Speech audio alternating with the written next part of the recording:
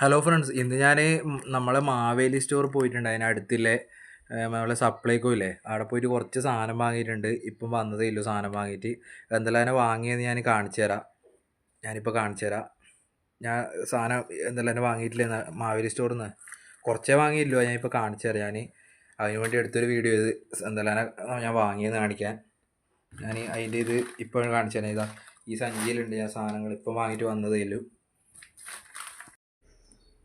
ഈ സഞ്ചിയിലാണ് ഞാൻ വാങ്ങിയ സാധനങ്ങൾ ഇട്ടിട്ടുള്ളത്. ഇതിലെന്തെല്ലാം ഇല്ല നോക്കാം. ഞാൻ ഇത് നമ്മളെ ഈ ഇരിക്കുന്നതിൻ്റെ സാധനത്തിൻ്റെ മേലെ ഞാൻ തട്ടി കാണിച്ചു തരാം. അധിക സാധനമൊന്നുമില്ല, കുറച്ച് സാധനമേ വാങ്ങിയിട്ടുള്ളൂ. ഇത് നമുക്ക് വന്ന ബില്ലാണ്. എനിക്ക് ആയത് ഏകദേശം ഒരു 350 റുപ്യായിട്ട് ആയത്. അങ്ങോട്ടേക്ക് മാറ്റി വെക്കാം.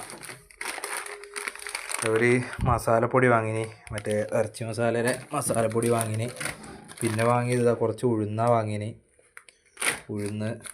പിന്നെ ഈ 4 വരുന്ന ഈ ഒരു പാത്രം തേക്കുന്ന സാധനമില്ലേ, 4 വരുന്നത്, 5 വരുന്നത്.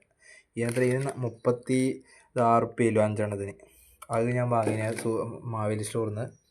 പിന്നെ നമ്മൾ അവിടെ നിന്ന് കിട്ടുന്ന കാർഡിന് കിട്ടുന്ന പഞ്ചസാര വാങ്ങിനി. പിന്നെ ഈ 5 സോപ്പ് ഒരുമിച്ചുള്ളത്. ഇതെല്ലാം മറ്റേ ഇതാണ്, വില കുറവാണ്. പിന്നെ ഒരു പേക്ക് പപ്പടം വാങ്ങിന് അവിടെ നിന്ന്. പിന്നെ കുരുമുളക് പൊടിയും വാങ്ങിന്. പിന്നെ ഒരു പേസ്റ്റും, പിന്നെ കുറച്ച് കടുകും വാങ്ങിന്. ഇത്ര ഞാനിപ്പം പോയിട്ട് വാങ്ങിയിട്ട് വന്നത്. ചെറിയ പൈസ ആയിട്ടുള്ളൂ. ഒരു 300-350 റുപ്യക്ക് ഇതെല്ലാം കിട്ടീന്. കുറച്ച് സാധനമല്ലേ വാങ്ങിയിട്ടുള്ളൂ, അതുകൊണ്ട് അത്രേ ആയിട്ടുള്ളൂ. ഇത് ഞാൻ പറയാൻ വേണ്ടിയിട്ട് എടുത്തൊരു വീഡിയോ ചെയ്തു. അപ്പോൾ നമുക്ക് എന്നാൽ അടുത്തൊരു വീഡിയോയിൽ കാണാം.